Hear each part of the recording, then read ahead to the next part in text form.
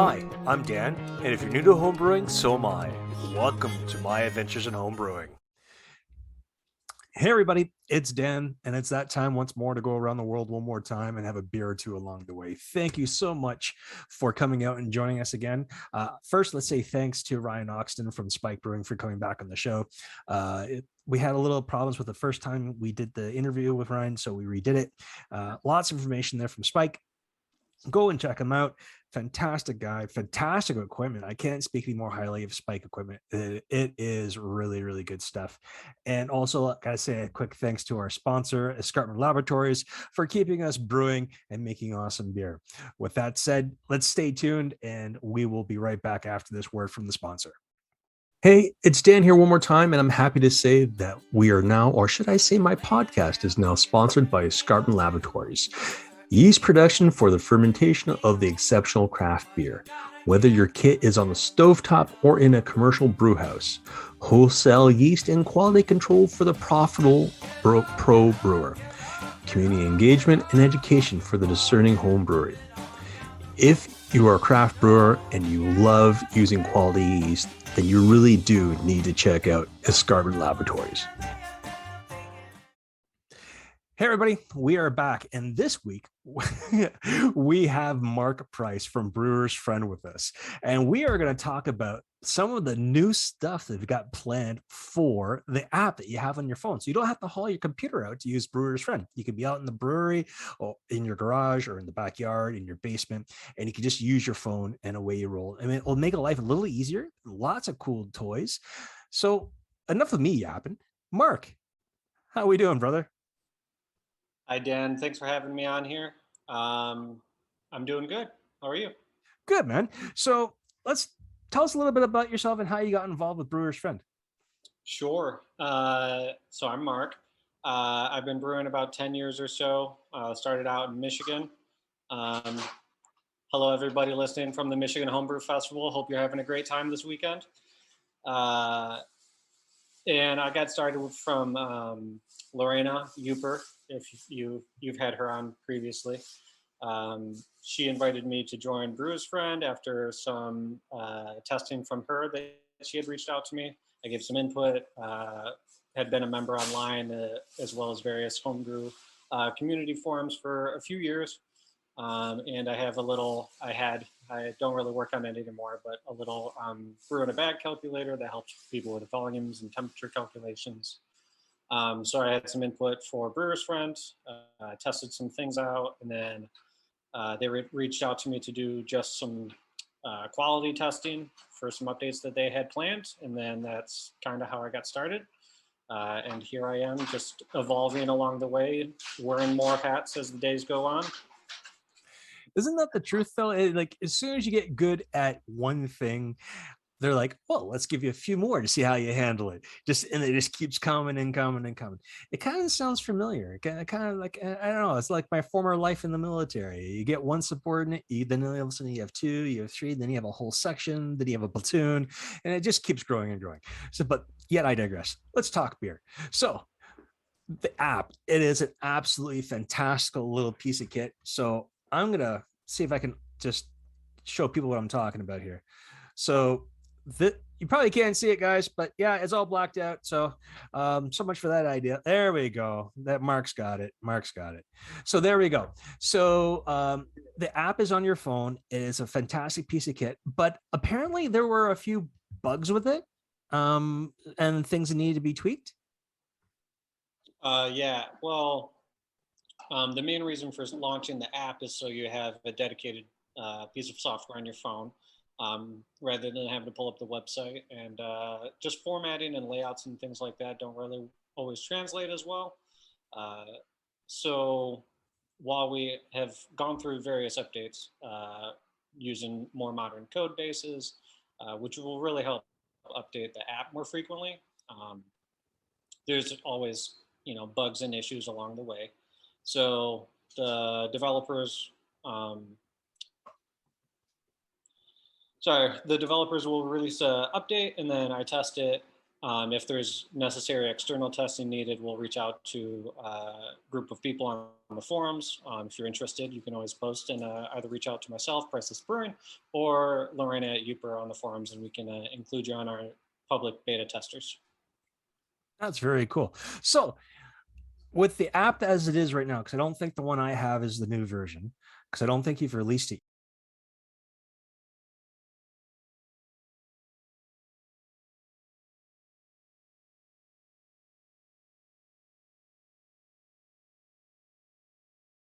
Okay, so most likely what we're going to do is, so everyone's going to hear this part. We're going to release this tonight. So I'll be busy doing a quick little edit on this. Yes, I edit this stuff so I can edit out most of my potty mouth people. So, what I like about the app a lot, because you have all your recipes right there in front of you, alphabetized, whatever else. You don't have to go into all the folders like you do on the website, which makes my life a little easier.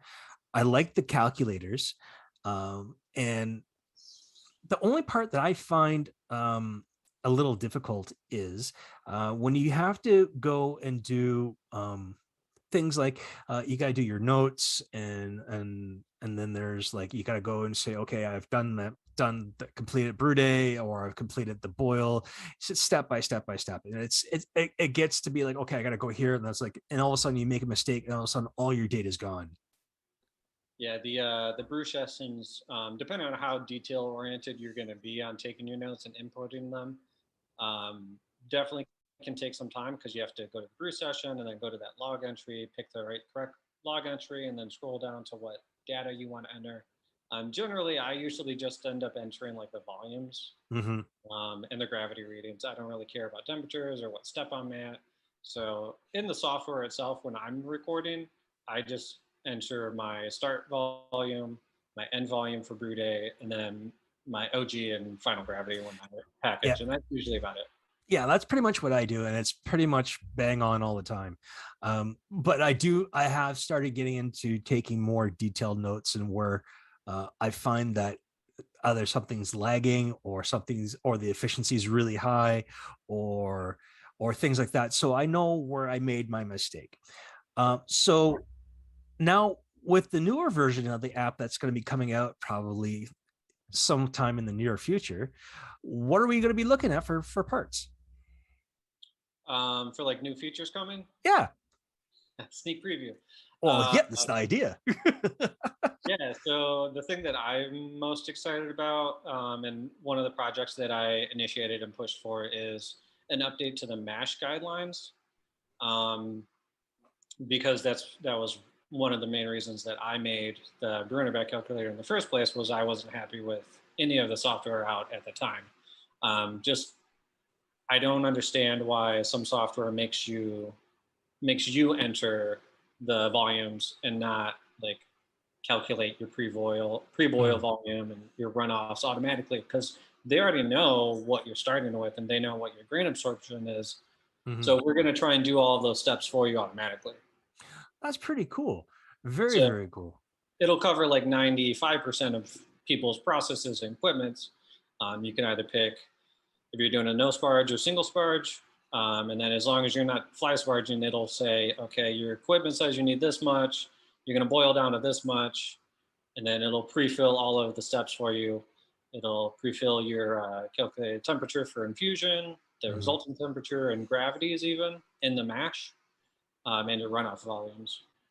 That's pretty cool. So now with the app, is there uh, anything that's being improved upon for what's currently in the app? Not for newer features, but Sure. anything that's in the app.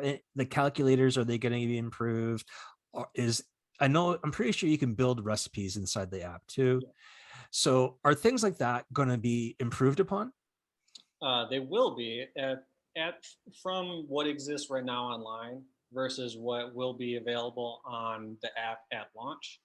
The biggest difference is going to be obviously visuals Mhm. and how you go about doing stuff. But the major feature that is different is going to be the water chemistry. If you're familiar with it at all online, it requires quite a bit of clicking around and linking things and then updating things. So we've kind of put that all in the background. So if I recommend playing with it if you haven't yet, you can pull up your recipe, put in your water, or just update your water profile, and then just put in your ingredients. Like you can put in your calcium chloride as part of your recipe, Mhm. and it'll tell you what your pH is. You don't have to link or update or tell it what profile you're targeting for, or say like if it's in your other ingredients in the recipe, it'll do all that stuff for you. So if you use the water profile that you already have, say like for me in Ottawa, if I use my city of Ottawa profile, it'll already calculate how much of each one I'm like magnesium or sodium or whatever else I'm going to need to put in. It'll already tell me what I'm going to need. Yep. Well, no, not quite yet. Okay. It'll tell you what your resulting profile will be. Okay. All right. All right. So it goes away with having a standalone water chemistry calculator, and it's integrated into the recipe builder. Okay. So so army guy brain, so I'm a little slow. So if I have a profile like for the city of Ottawa on in my already in there and I pull that in, it's just telling me what my profile is and then what the end state's going to be. So I won't be able to figure out exactly how much of each one I'm going to need to put in. 1 second. Let's see if I can pull it up. All right. So if I pull up this, I don't have any, of course. That's okay. Um, so if I pull up a recipe on Mhm. here, you can see that the other ingredients are in the recipe. If I go in and add, let's say, some acid, lactic acid, and let's just say we're putting in 10 milliliters, and then it'll just add that, and it'll automatically adjust the mash pH without having to do anything separately in a separate calculator or updating a loaded profile in the water chemistry calculator. All you have to do is add the ingredients to your recipe. Oh, that's pretty awesome. So what really brought on the big push to change the app? I mean, I was using it and I was getting into using the app. I liked it a lot. Um, I mean, compared to going like step by step by step by step by step inside of the cloud-based stuff, the app was actually doing a lot for me. But what came along for the big push? There's two big pushes, reasons for it at least. One is just to have like an updated code base. It's more nerdy talk, like it doesn't affect you guys as much. Mhm. But from an updating like maintenance standpoint, switching over to this new code base will help us keep web and the app more in line so that we're not trying to manipulate and update two different separate things that aren't talking to each other. Okay. So that was one. And then updating the overall look and feel of the app and the website will come later, so that they're more in line with modern aesthetics. Okay. So when you're building your recipe inside of the app, will it automatically, because I know you're able to do like inventories and things on the Yeah. cloud-based stuff, will it automatically link into what you have for your inventories?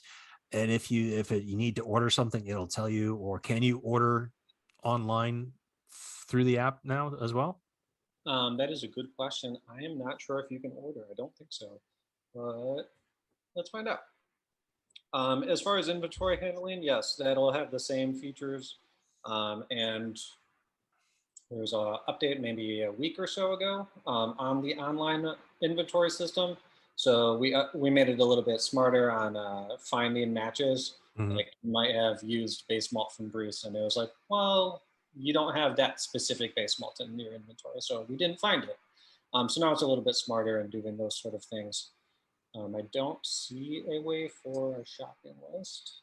Maybe that's something you guys could add in next time. Pending. Pending. Pending. Catch-all phrase. All right. So, is there anything about the app that you think anybody should know as it is right now how it can help them? I mean, I know how it helps me out. I mean, it helps me greatly in the sense of the timers, the calculators. I find it easy to keep if I'm talking with my buddies about beer and all that, and they're like, "Oh, do you have that recipe?" "Oh yeah, I got it here. Here, I'll show you." I can pull it up right away. Um, are you able to share those, like email those to people if you want to? Are you able to? Recipes? Yeah. Yeah, absolutely. So there's a few ways you could recipe share. One, you can just make it a public recipe, and then you can share the URL to anybody. They don't Mhm. even have to be a Brewers from member. Obviously, I want you to be. So you can also enjoy it. But they're public, so if you share it, you can send it to anybody, just like a normal website link. There's also ways where you can make it publicly accessible, kind of like Microsoft Office does, but not searchable on the website. So if Okay. you go to the right now in the recipe tools on the website, open recipe tools and then share, it'll pull up a little window where you can choose either public or not public and share via URL. And then if you want to share it with your followers or not. So that if you don't want it public knowledge, but you want to share it with a friend, you can do so. Okay. Because I know there's been a couple times I've tried to share URLs with people, and they're like, "Yeah, this is no good." But I'm like, Yeah. I've Permission not made granted. it. I was like, it's public. Yeah. If that does come up and it's public, feel free to send us a ping and we'll investigate. All right, I'll take care of that then, because I tried sharing like a blueberry cream ale recipe with some of the guys I'm in a club with called the Brew Tubers, and they were like, "No, Cannot. no, it's not working, Dan. What are you doing to us?" I'm like, "Okay, I'll do screenshots." It went from there. Um, So yeah, if that doesn't work and you still need to, and you want to do it right away, there's other features on exporting, so you could export it via like a the text file. text, yeah, Yeah, that's what I did. I did it as a text file. I copied it and or screenshotted it and then just send it to them. And I'm like, I'm not yeah. messing around tonight, guys. It's late. I'm going to bed. Have a good one. So, what else do you think people need to know about the app? I mean, I know it's a great piece of kit, but why should people use this thing? I mean, in general, if you're not already using a recipe software of any kind, definitely recommend it.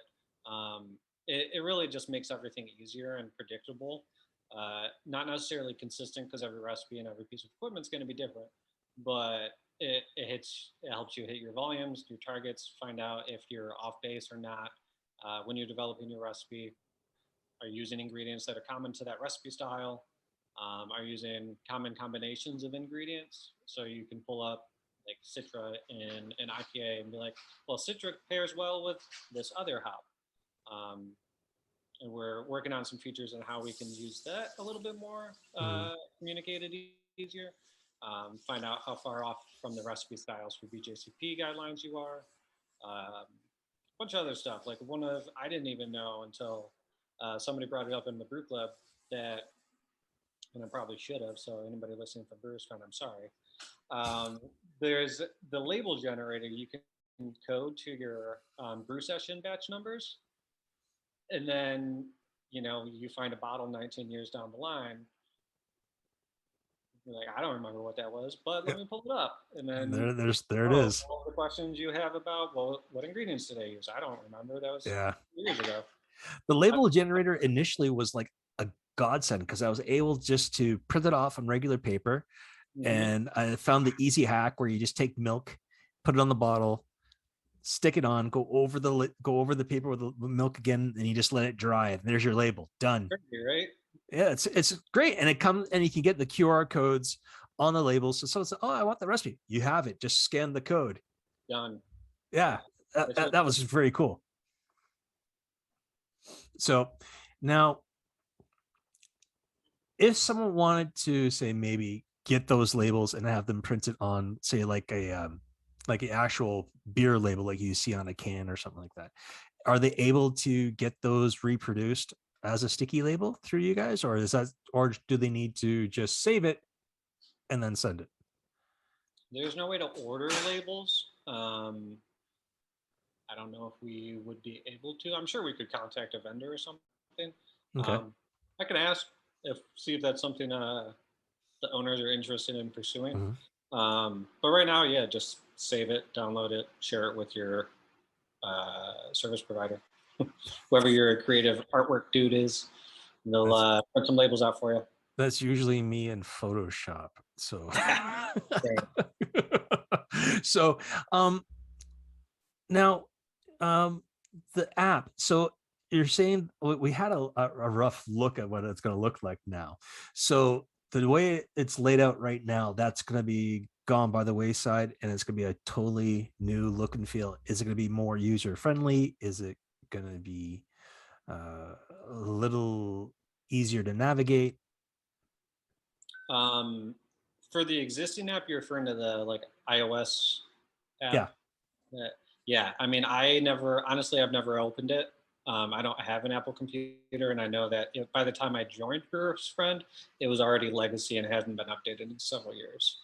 Okay. Uh, so I can't really say anything about that really. Besides, please don't use it. Use the website instead. It's much more Okay. up to date. Uh, Okay.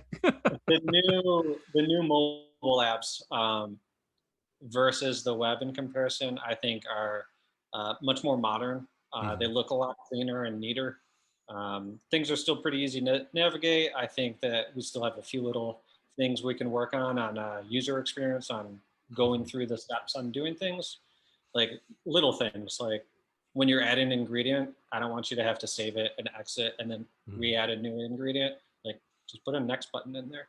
So we'll be doing those little tweaks as we go along, probably after launch, Mhm. because we want to get it launched as soon as possible, as long as there's no major features missing or broken or anything like that, of course. So right now, is the updated app out for Android, or is it just not out for anybody? It's not public knowledge for anybody. There is a subset of users on the beta forum on Brewers Friend Hmm. that we've included in testing. So some people have gotten it. I would probably guess it's around 40 or so users. Um, and then it's been submitted for publication to both Android and iOS. So, what is some of the feedback you're getting from the beta testers for the app? Like, what are they saying about it? Of course. Um, Usually it's the feedback we're getting is we need to fix something that I didn't catch yet.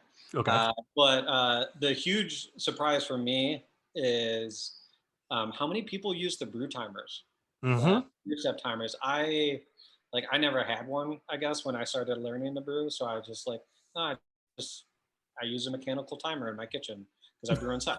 So I'm just like, so I don't think about those sort of things. I'm like, wow, that's really popular. I had no idea.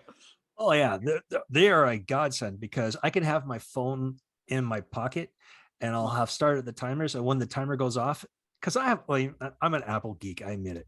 I have an Apple Watch, and the timer will go off on my watch and say, "Okay, you need to do this now." I'm like, Right. "All right, let's do it," and We're good then to go. off we go.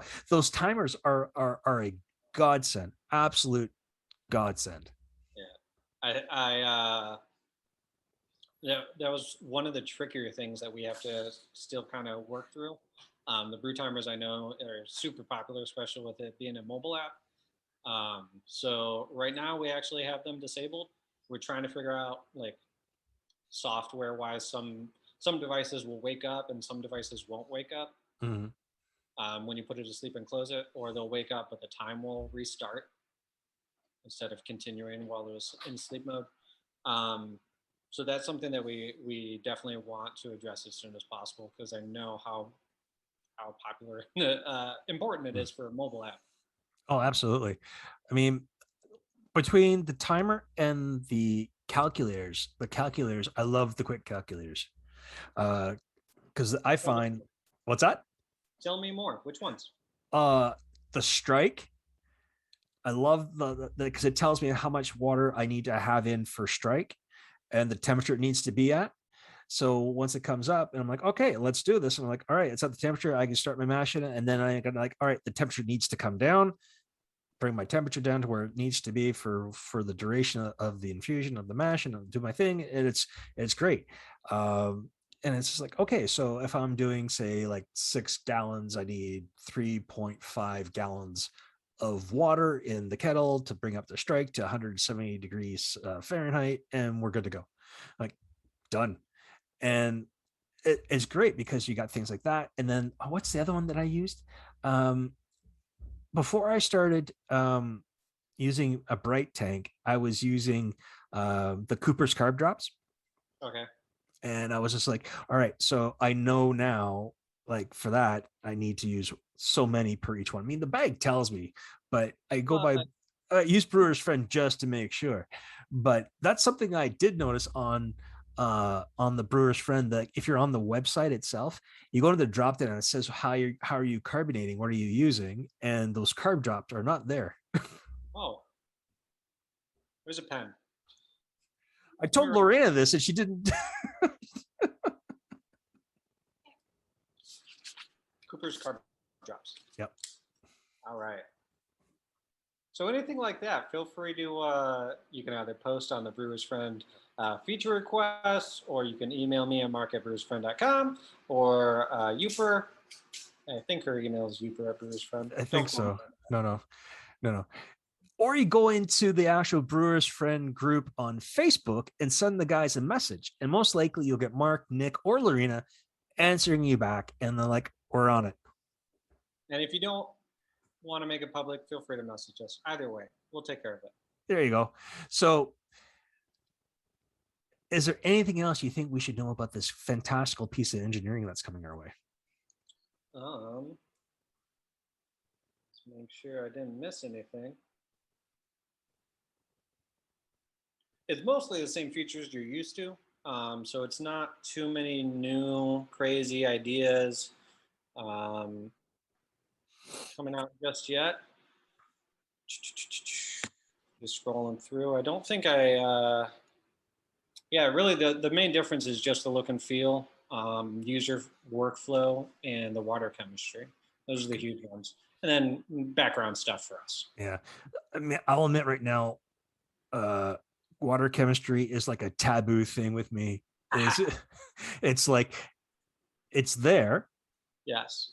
You don't touch it, but you know you should. Yeah,